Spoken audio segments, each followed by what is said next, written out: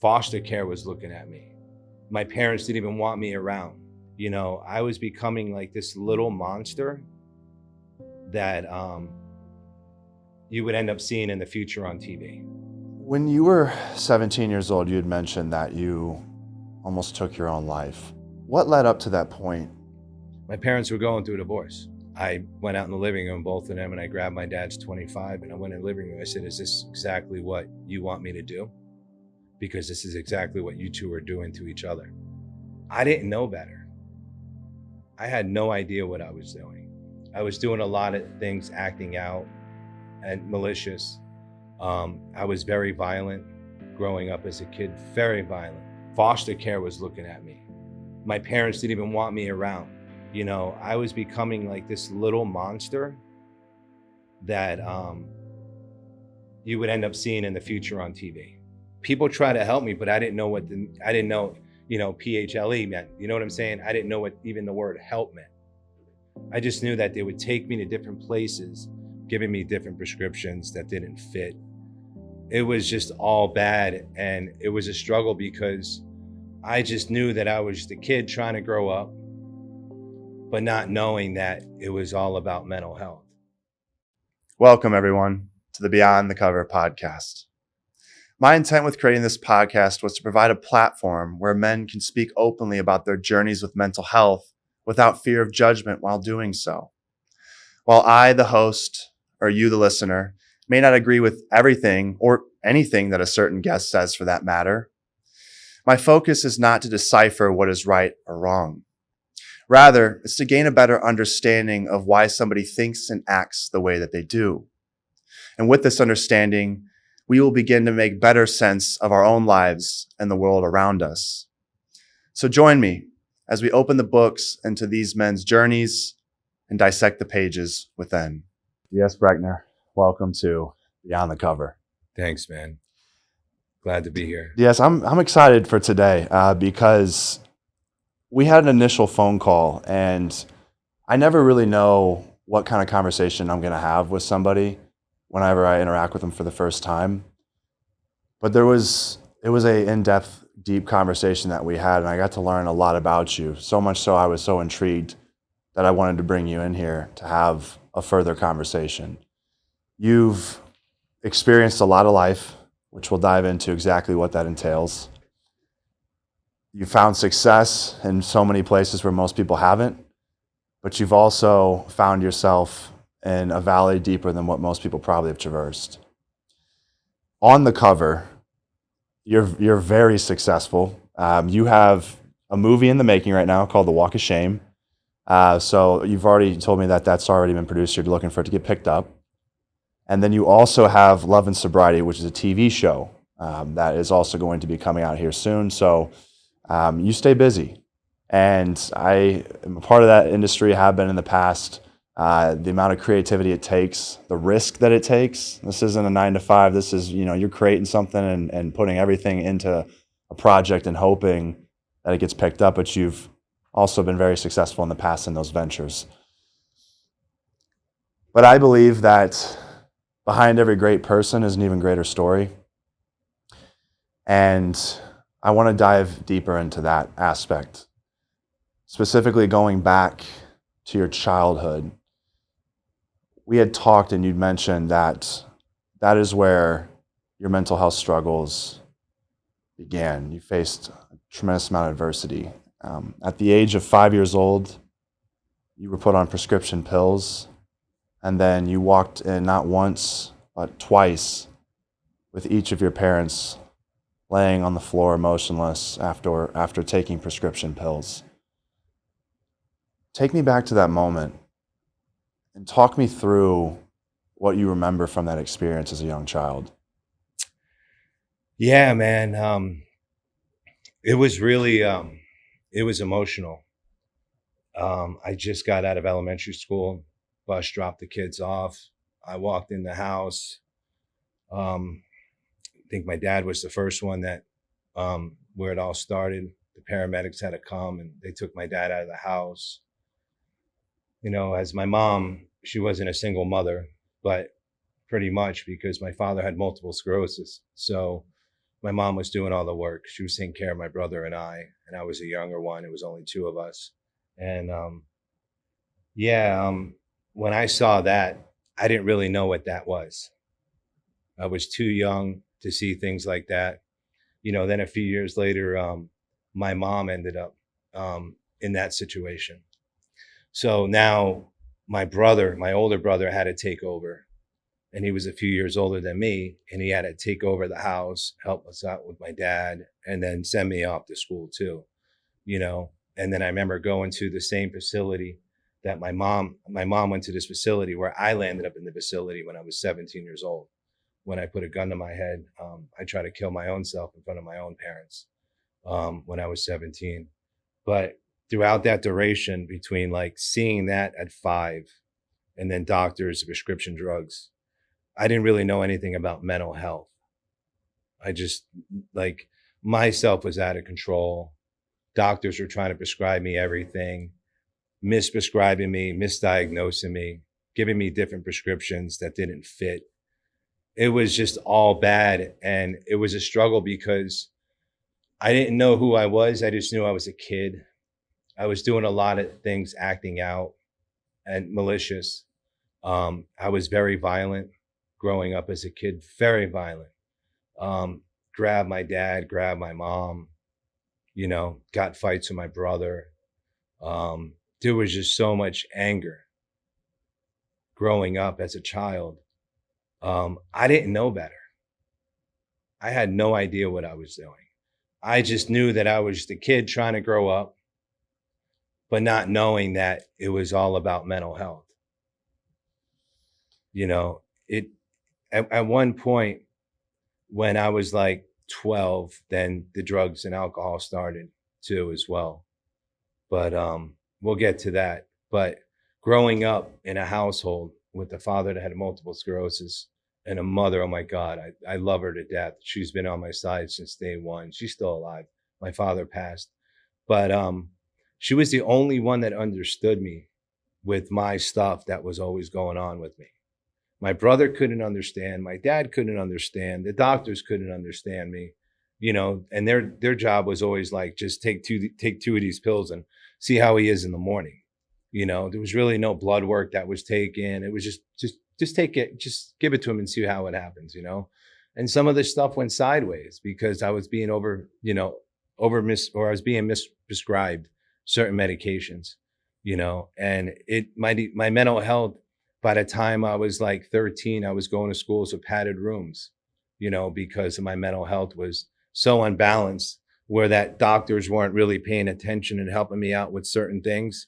It was more like, just bring him here and send him there and do this to him and do that to him, and then getting arrested when I was like 13 years old too, and twice, it was all bad, but knowing now and looking back then, there's a lot of kids and a lot of young adults and teens that are going through what I've gone through, where that just were misprescribed and misguided, where that there's other solutions, rather than trying to hurt the people.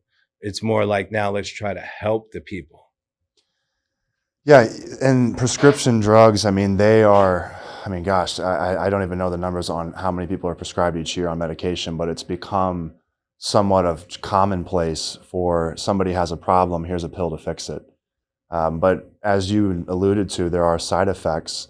I want to go back to when you were younger and you talk about this seemingly uncontrollable anger. Yeah. What caused that anger?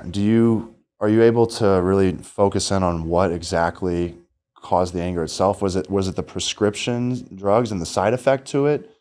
Or were you experiencing that anger even before the medication? I was experiencing the anger before the medication. Okay. And then I was experiencing it on the medication. Okay.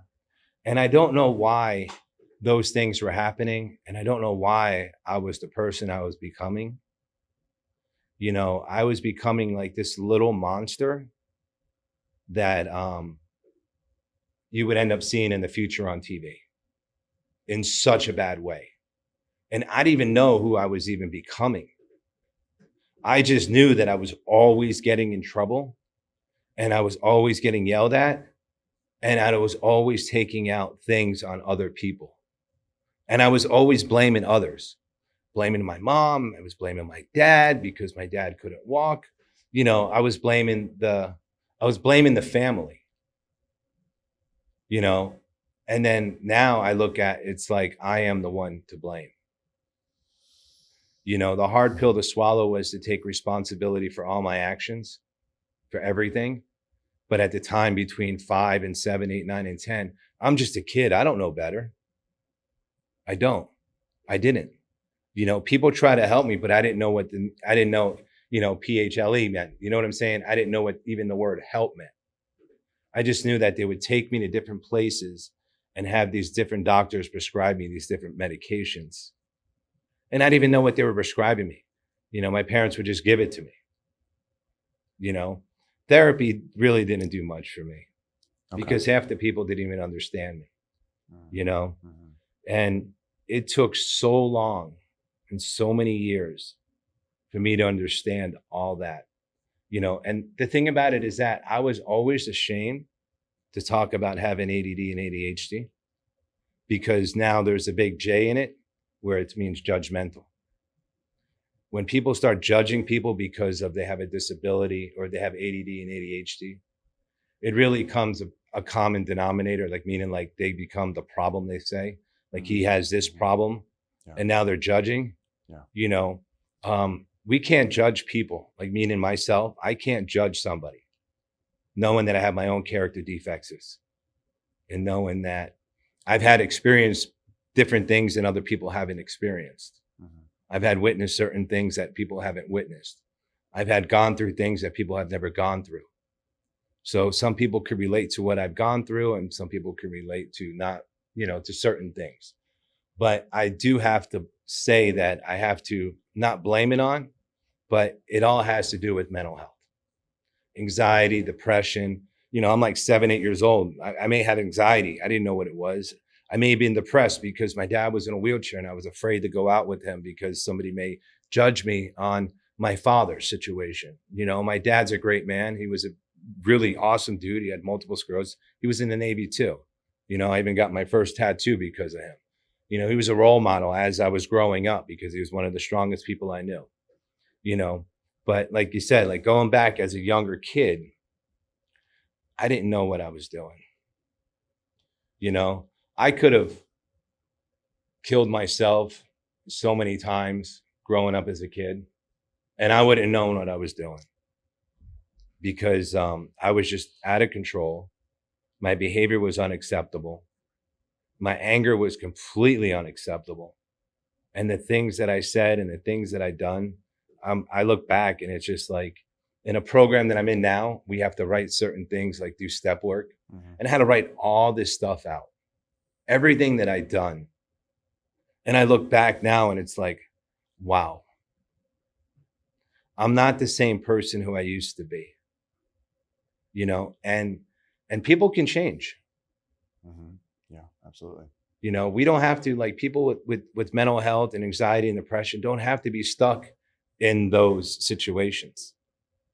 And what I realize is that during my path of growing from an adult infant to an adult now is that those circumstances and those situations were temporary.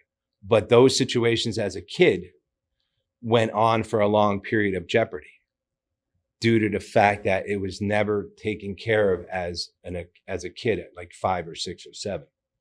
It was difficult for my parents to wrap their head around, why is he like this? They couldn't understand, like, oh, dear God in heaven, I gave birth to a monster. They gave birth to an amazing gentleman now. But back then, foster care was looking at me. My parents didn't even want me around. I didn't know anything about loving myself. I didn't even know about loving parents. I didn't even know what the word love was in our house. It was always about everybody trying to control everything in the house. And you didn't like that? And I didn't like it. And the consequences, there was really no consequences. Who's going to ground me? My dad in a wheelchair or my mom never home? So what do? I just stay out all the time, and I end up hanging out with people that are older than me that got in trouble where I got in trouble. So discipline was almost non-existent in No, your household. I was the guy with the big wheel with the street lights on, and they're like, where are his parents? You know, and it's not my mom's fault. It's not my dad's fault. It's just I got dealt with a bad hand, but it's not their fault. It's just the way God wanted things, and I'm going to use that in that perspective. You know, we can't trade our parents in. We can only love them for who they are. Yeah. And like as a son and a daughter and so forth, we have to accept them for who they are and try to be there and nurture them for how they are and help them get through on certain circumstances, what they're going through. You know, it was always me. When I left home, that was it. It was my road to success on the things that I did. But then I also picked up a lot of bad habits when I was a younger kid that drew over to I was an adult, to my teens, 20s and 30s and early 40s, that it just mind-boggling the things that I done. Yeah. You know, and the consequences that I had to suffer are just astronomical. And the finances that I had to pay out were just completely ludicrous. 99.99% of the stuff that I had done should have never have happened. 1% should have happened. But the 99% of the things that I done were just straight up negative stuff. I was like the most negative person in the room, was like a magnet attached to a refrigerator, just dome, dome, dome, dome. And why is it like, you know, it was just so much. But, you know, like sometimes we don't see it until you start seeing it with other people that are doing it or understanding that other people have done it. That's when you start seeing the reflection in the mirror. Yeah. Like, wow, I am not the only person in this room that has done this, this, and this. And those are the people that I wanted to hang out with because those are the ones that had a lot of the answers growing up. Absolutely. Yeah. A support system is paramount towards people having hope. It's part of the reason why I created this podcast is because even one person hearing that someone else has experienced something similar, it may just give them that hope that they need to push through for another day. When you were 17 years old, you had mentioned that you almost took your own life. Yeah. What led up to that point? Money in an unstable family. My parents had money. We lived in one of the nicest houses on the blocks. I came from a family that had some money. My mom's side of the family had money. So it was always like, let's take care of this and let's take care of that. And I was in school, but I dropped out, went back, dropped out, went back. That's a whole nother story we could talk about when I was in the music industry, when I was doing music. And my parents were going through a divorce, and it was my senior year of school. And I went out in the living room, both of them, and I grabbed my dad's 25, and I went in the living room. I said, is this exactly what you want me to do? Because this is exactly what you two are doing to each other. I broke down crying. My mom started crying. Cops came to the house. They brought me to a facility where my mom ended up being in this facility that I went to. When I was younger, where I saw her, she ended up going to see me in the facility where she was at. And that's where I was saying about the triple. You throw a rock on the water and it ripples. Well, there was a ripple effect. My mom went to the place where I went to, you know, and then it's been ongoing, me going to different facilities ever since I was 17. So I've been in and out of institutions and rehabs my whole life, most of my life.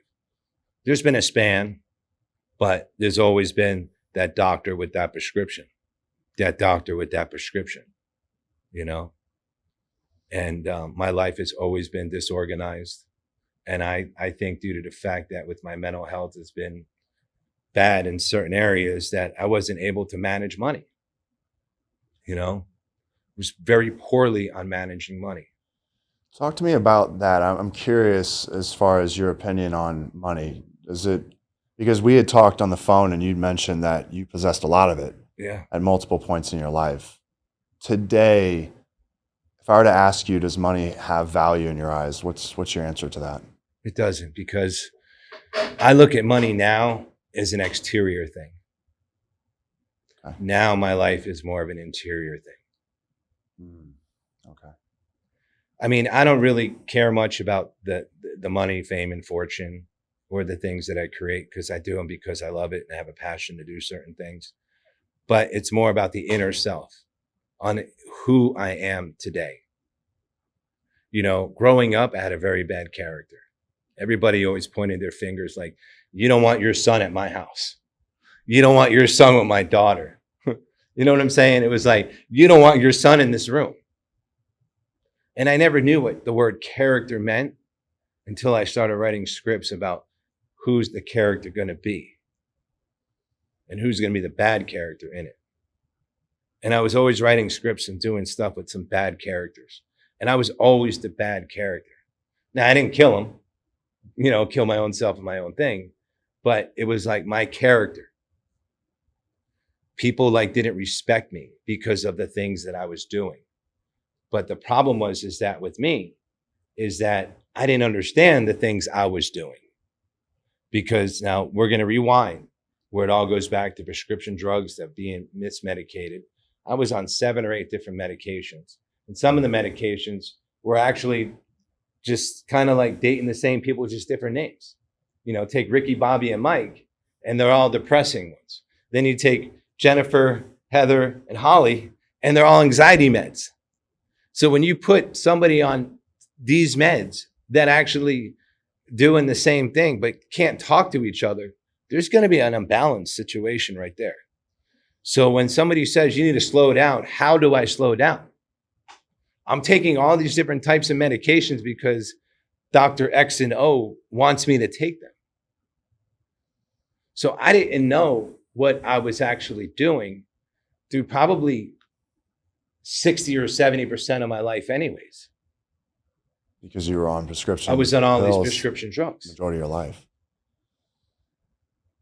When did you, do you still take any pills to this day? I mean, did you have to wean off? Are you completely off prescriptions? I'm only altogether? on one prescription drug, and it's for ADD, and it's 25 milligrams. And I've been on it for almost 3 years. Okay. So was there a point where you decided for yourself that the prescription pills in my life are the problem and I need to cut the majority of them out? Yeah.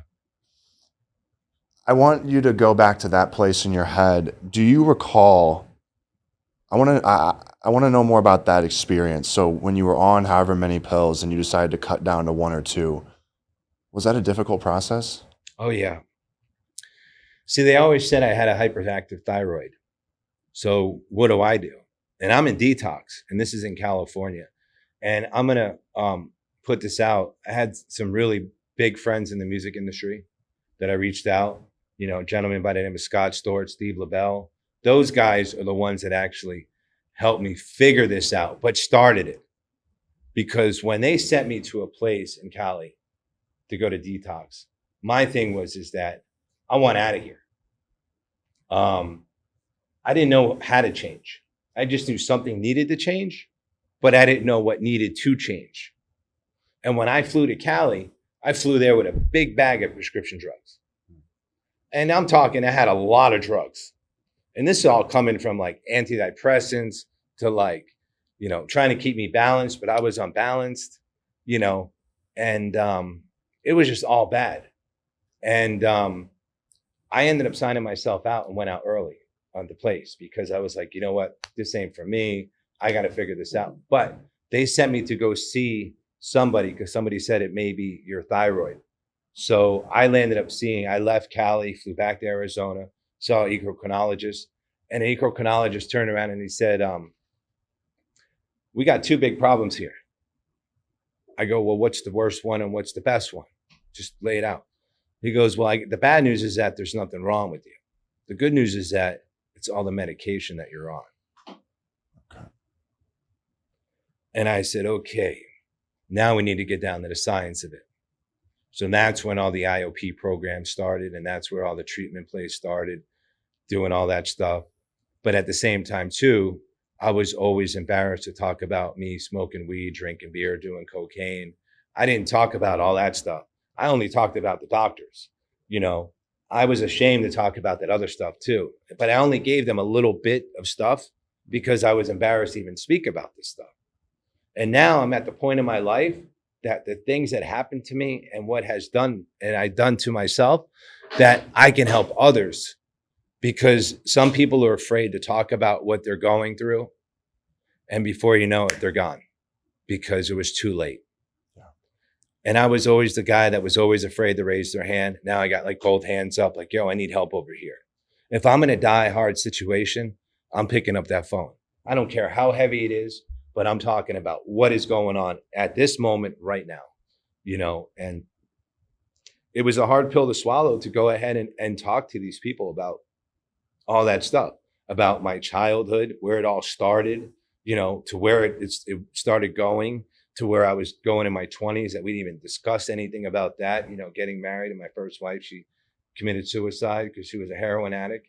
That was a whole nother story too. And I should have never got married after my attorney said, you marry her to lose my number. I lost his number, married, lost them both, you know, but that was my not thinking, meaning that I was still on different types of medications, you know, and I was unbalanced and I was very compulsive, you know, and like bipolar was involved, ADD was involved, ADHD was involved, like all these things were involved. And a lot of this stuff was just, it wasn't just recognized. It was more like, take 2 of these and call me in the morning. Yeah. You know, I'm never going to forget it. A doctor said, let's go do an IV. And he gave me a ketamine IV. I thought I was going to die the day that he gave it to me. And I didn't know what he was giving me. When I come to find out, it was ketamine. Why did he give it to you? Because I told him that I had a lot of stuff going on, but I didn't know it was a ketamine setting, that they stuck me in his office and gave me a ketamine IV. Oh, so was this for hopeful, like for therapeutic purposes? Yeah, for therapeutical purposes. Okay. But it went south. It didn't go very well. Not at all. Like that stuff did not go with me at all. Like it kind of like burnt my brain for like 3 weeks. Do you remember the experience itself? Because this has been a topic of discussion. I've actually been approached by somebody that wanted me to try to do it. They're like, this is the new way, similar to psilocybin. I don't recommend that to people. Well, and I'm not certainly going to either. I haven't done it, but that's not my area of expertise. But do you recall what happened whenever you did take the ketamine treatment? Like, do you remember the thoughts you had? And I had racing thoughts. I had all kinds of stuff going on. I couldn't even find my car. I couldn't even drive my car. I had to take an Uber to my mom when I did that. And for like 2 weeks, I felt like I smoked some really good marijuana. I was freaking high for like 2 weeks. Like I felt like my brain was just like, like I was stupid for like 2 weeks. Like I was just like, I didn't want to move. I didn't want to get out of bed. Like I didn't even want to eat. Like, you know, and then I found out what it was. Like I went off on the doctor. You know, I was like, bro, like you should have told me what you were going to do to me in the beginning, rather than bringing me to the back and then doing it. And then me knowing 2 weeks later on what you gave me, you know, it's like, tell me a joke now. And I call you up a month later, like, bro. And you're like, dude, you just got it. You know, that's what happened. Yeah. I didn't know what this doctor was giving me, you know, and it's, you know, and I'm just going to rephrase it over to the dude from Friends. They come to find out now, I don't know how true it is, just recently, but they come to find out that there was certain people, individuals that were doing what they were doing, and he ended up doing something and he ended up passing away. And now they're trying to point the fingers at, you know, X and O people. I don't know who, but I could see where they're going with it, because that's a very powerful drug if it's not managed properly and not doing the blood work that they need to do before they even do it to find out how much this person can even actually take. Mm-hmm. Like they just said, here's an IV, we're going to give it to you. My body might not have been able to take everything that they were giving me because I have such a low tolerance. So some of these doctors may give it to all these people and they may not even come out of it in a K-hole due to the fact that they'd even do their diligence on the person's background. You know what I'm saying? Like, they don't know like how much this person can take or what he can take or if he could take it. They're just prescribing it because they're going by what's going on now. Just because somebody may be going on through a divorce doesn't mean they need this pill, or they're going through a divorce doesn't mean they need to take this ketamine or certain things like that. So some of the doctors really screwed me up in my past, you know, and overprescribed me. And I'll even use this as an example. I had an ex-wife that was way overprescribed, and she took way more drugs than me, you know, that almost died like 4 or 5 times. And I like literally wanted to like to these doctors, like, yo, what are you doing to her? But at the same time, too, these are the doctors were doing to me, where I was in denial on certain things too. Mm-hmm. So it was a combination of everything. When you talk about mental health and prescriptions and doctors and everything else, you know, it's like, you know, these doctors, they get rich off us, and they don't care if we come back the next day, because if we don't, there's 2 more behind us, you know? And I just think that, you know, these doctors in certain ways, they need to find a more better balance on focus on their patient, whether they're insurance company and their copays. Mm-hmm. Because, you know, it's like going to work. I know you said you want to go to work, right? Well, your family wants you home too. So it's almost like safety first. These doctors are not thinking about safety. They're thinking about, let's see what happens. Let's write this out and go take it, kid. You know, and they're not looking at the other side of the coin, where then another person ends up passing away. They're like, oh yeah, because they don't like, look, I'm not a doctor. I'm not a physician. I'm not an MD. It's just what I have experienced and seen in my past experience, and what other physicians have done, where that they can either help mental health, or they can increase their mental health to end up becoming somebody that they're really not, that the prescriptions end up doing something to somebody, where they end up doing something to somebody else or doing something to themselves. Yeah. You know? Yeah. I'm a big believer in trying to find non-medicinal means first as a way to heal. That's just me personally. I know that there is value in prescription pills when accurately prescribed. And so, but a lot of times, I mean, I've known from my experiences with other people I used to interact with, and still do to this day, that you know, they can be prescribed very quickly without really addressing the root problem of what's causing that stress or anxiety or depression in the first place. It sounds, again, with the story that you're sharing right now, that you appear to be in a better place, and you talk about having the accountability and taking it upon yourself. And now you said you're down to 1 prescription, which is incredible. What are some non-medicinal means that you have found have greatly helped you? Because I'm thinking about someone that's listening to this podcast right now or watching it, and they may be on a slew of pills, and they may be fearful that they've lost control of their mind. They don't know how to address it. What have you found can help somebody in that position? As I want to really know, like, your mindset from the point where you took many pills to just 1 prescription. I mean, it sounded like you went to certain groups and found support there, and that's those conversations started to shift the narrative. Is that one of the main means? Yeah. Wow. I went to a meeting, and there was a ton of people in this room. And for once in my life, I've been to one or 2 other ones, but I have selective hearing. And I only wanted to hear what I wanted to hear. And one day I was ready. I went into this place, and I walked in, and I heard some stories. I kid you not. Some of the stories that I heard from this one, that one, that one, that one, and that one, and I was in the back. I didn't want to be in the front row because I didn't want people to see me cry. I was like mind boggled.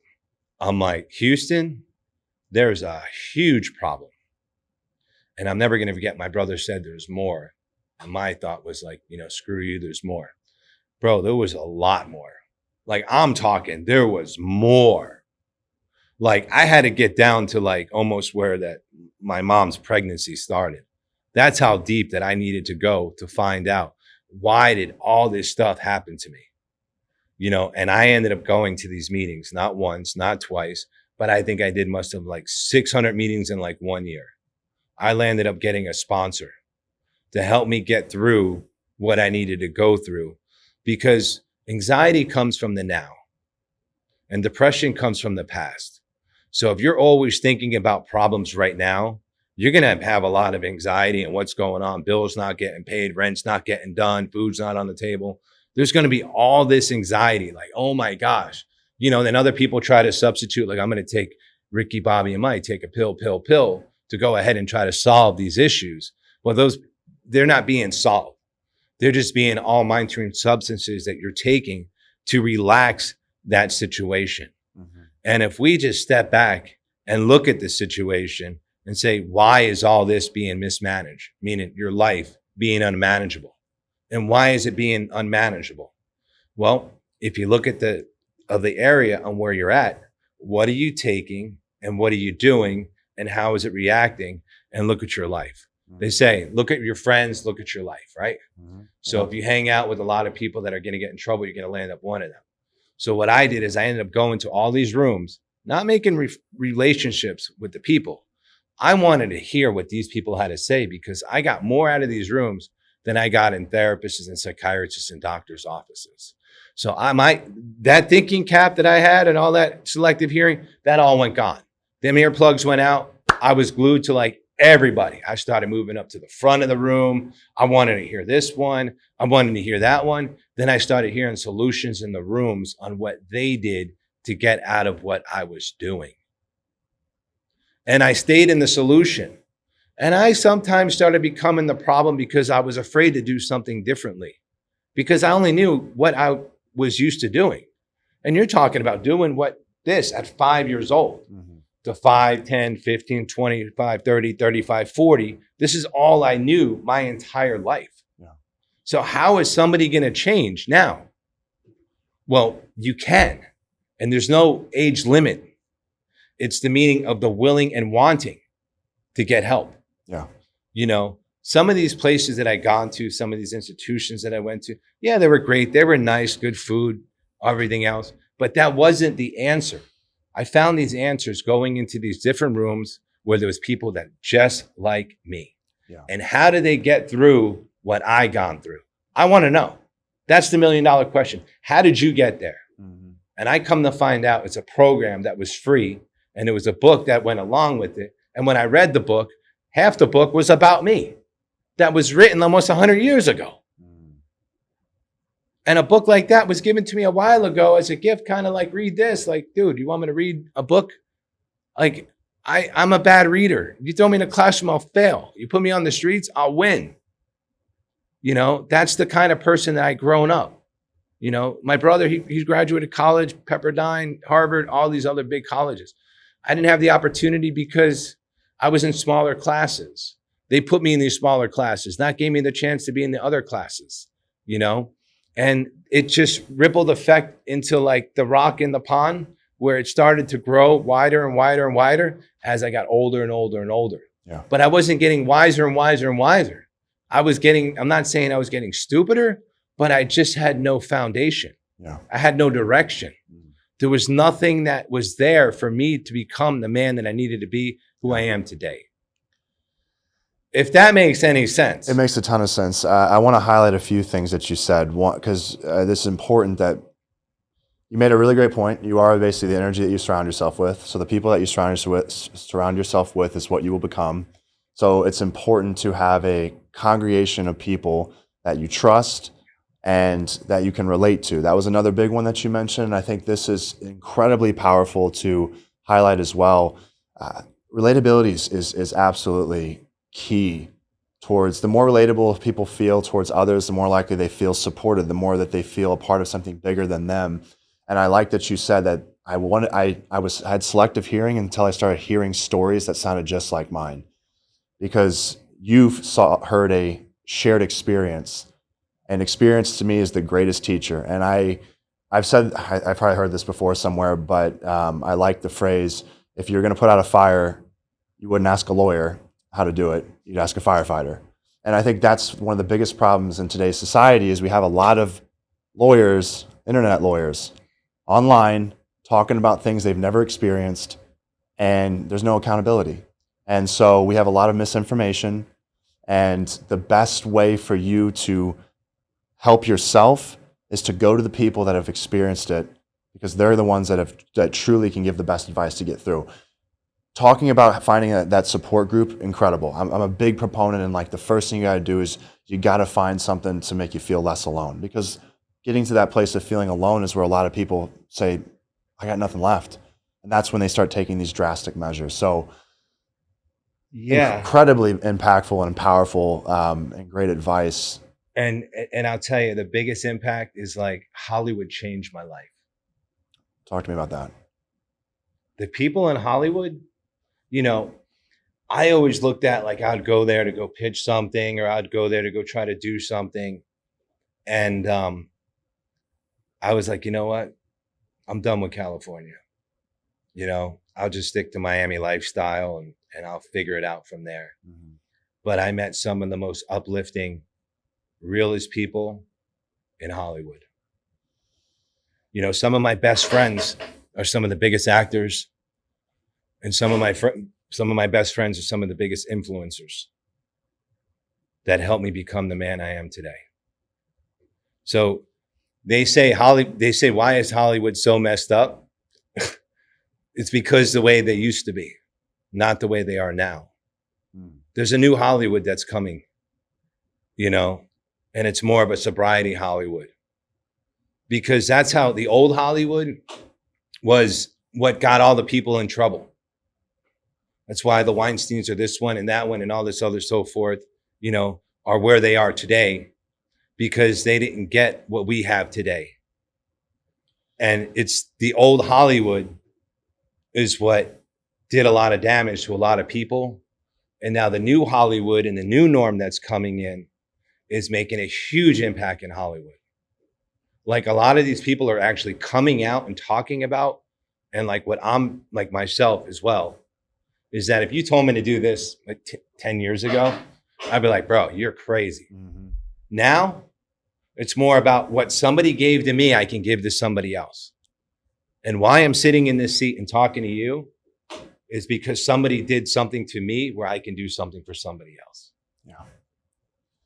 That's how I was able to become who I am today and talk about the things that I've done in the past that I've had, and the records that I caused, and the damage that I've done, even to myself and family members too, you know? And until this day, like, I don't even know how half my family can forgive me for all the things that I did. But you want to know what? I'm going to rewind this all back. It goes back to character. So when I was a kid, I had a very horrible character. I was this monster. And as I started getting older, that monster was getting bigger. But that monster got so big where nobody wanted to be hanging around with that monster, that Shrek, you know, but the bad Shrek. But then eventually, like I said, the people in Hollywood, they got their hands on me. And I became somebody that never thought I'd be able to come. And I'm going to places I never thought I'd ever be able to go to. And I'm seeing things that I never thought I'd be able to see. And the relationships that I have, I wouldn't trade it for anything. It's not about money. It's not about this. It's not about that. It's about everybody that I affiliated with now, their character, my God. It doesn't matter what they do for a living, or what house they drive, or what car that, you know, what house they live in and what car they drive. It's who they are now. It's not about what you've done. It's not about what I did. It's about what I'm doing now. Yeah. What am I doing now? You know, and this is what my life is all about now, about giving back. What these guys gave me, I can't even tell you, dude. Like what these dudes have turned me into, because I decided, I said, you know what? I tried it my way. It didn't work. I tried it the doctor's way. It didn't work. What other ways? I'm like, you know what? I'm going to try it. It's like, I'll just use this as an example, and may rest his soul. When I went into sober living, this guy said, you're going to sober living. And I said, bro, I'm not going. He goes, where are you going to stay? Forget about where I was staying. I said, you know what? I'll try it. He goes, try it for a few days. Here's the address. Go there. If you don't like it, walk away. Dude, I stayed 32 days The dude that put me into that sober living ended up passing away on an overdose. Now, I wasn't able to thank him for what he did for me, but I listened to somebody that went through it. I said, you know what? I'll do exactly what you did. I will try it. If it doesn't work out, I can't say I didn't try it. Not alone, I loved it. It was an experience I never experienced before. It gave me self-discipline. I had to be home by 9, bed needed to be made in the morning, and responsibilities where I never had responsibilities. If you came in my house all the time, it'd be like, whoa, this guy got too much and it's all over the place. Mm-hmm. But what this guy and these other people had showed me what to do, I did what these guys were doing. If you came to my house now, you'd be like, oh my gosh, like my bed's made, everything's done. You know, and I have kids and my daughter, when she sees that, what is she going to do in the future? She's going to want to find somebody like daddy. My dad's a good, decent human being. Yeah. He has his house in order. He got his checkbook right. He got his car clean, head, shoulders, knees, and toes today. Got food on the table. We're good.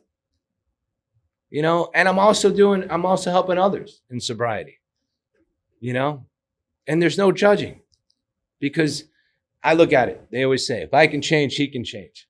Try to change me was like trying to change a doorknob with the Phillips screwdriver and you got a flathead going on. You're going to strip the heck out of it. Mm-hmm. I was unchangeable. The only way that I was able to change was internally.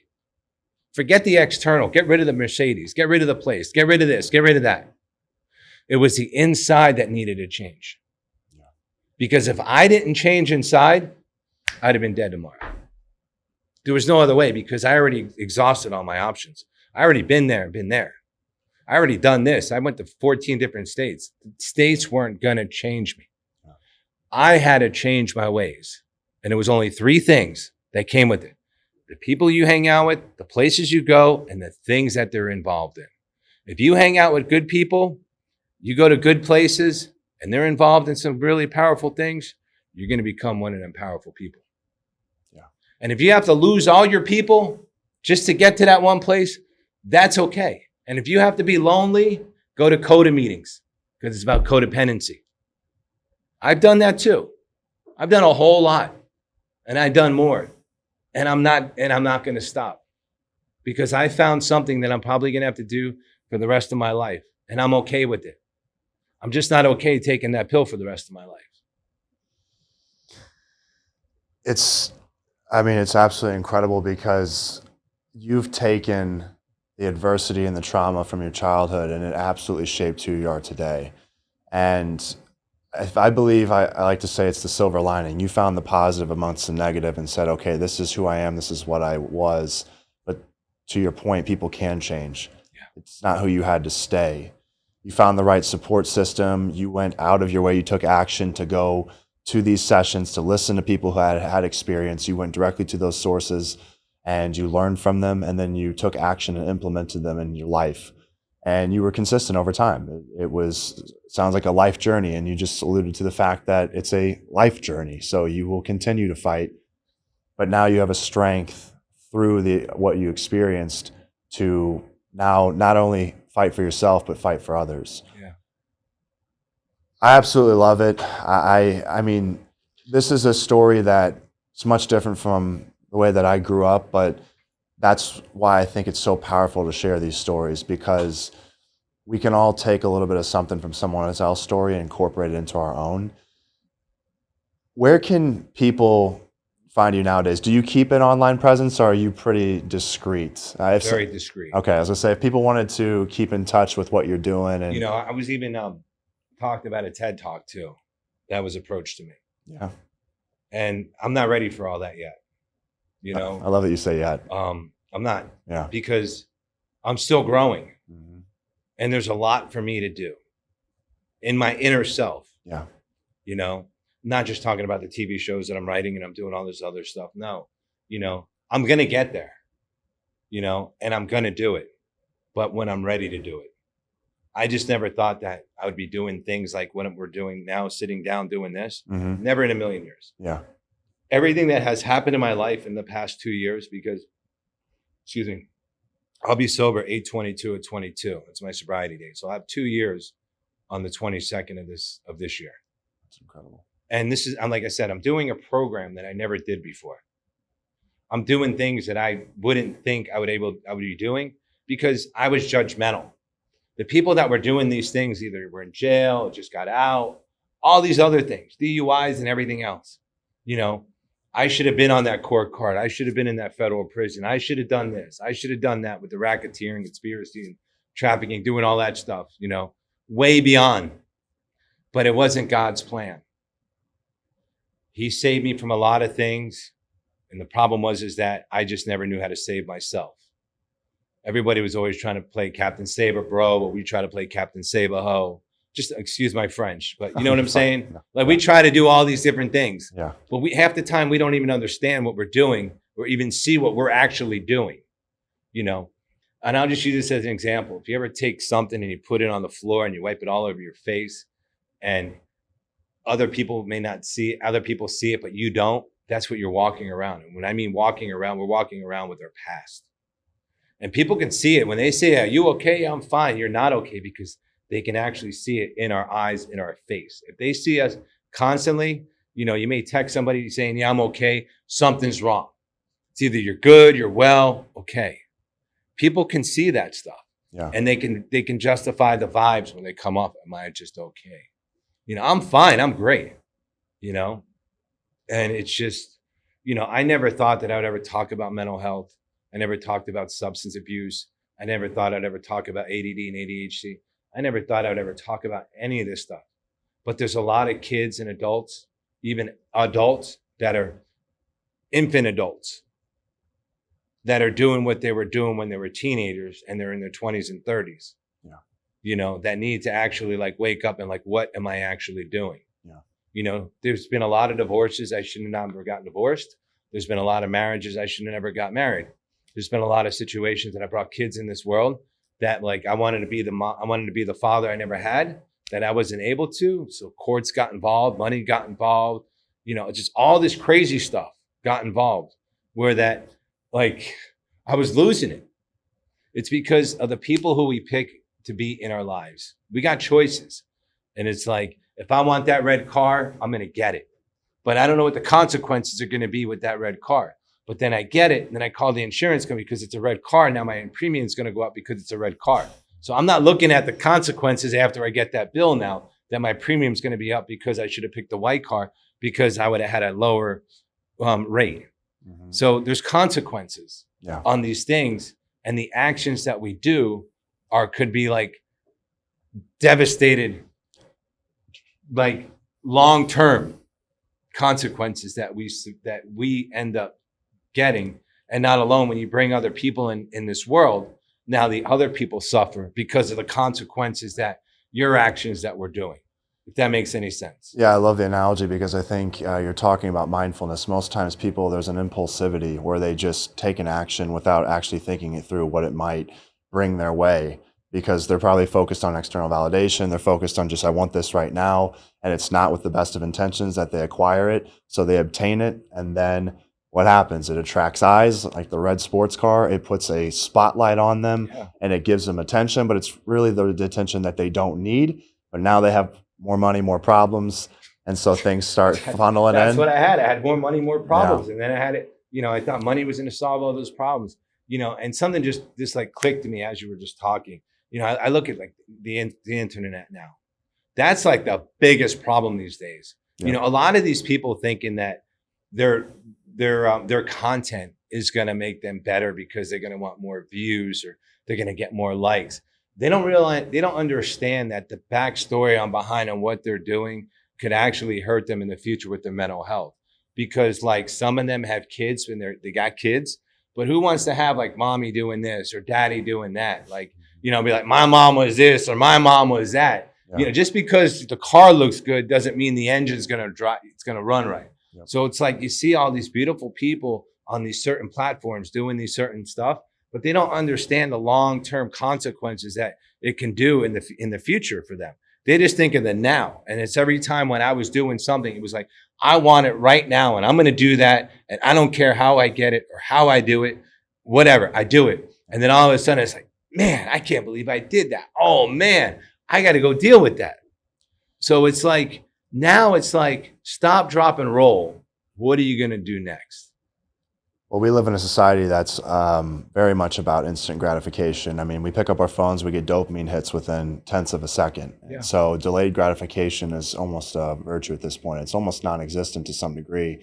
And that's unfortunate because now what's happening is people's brains are being re-hardwired because of these instantaneous dopamine hits that come one after the other the other, and these algorithms feed you more because you're clicking this, so that you must like it, so let me show you 100 more.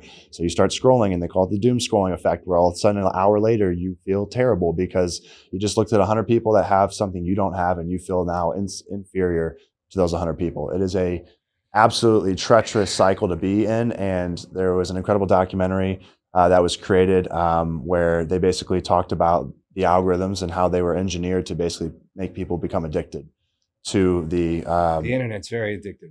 It's like it's a drug now. Yeah, and it's dangerous too, because a lot of people do certain things on the internet, and then some people end up doing things to themselves because they end up getting backlash, and then they feel bad because they don't realize what they're doing to themselves, you know, and then the other people are just feeding into it, and it's just all bad.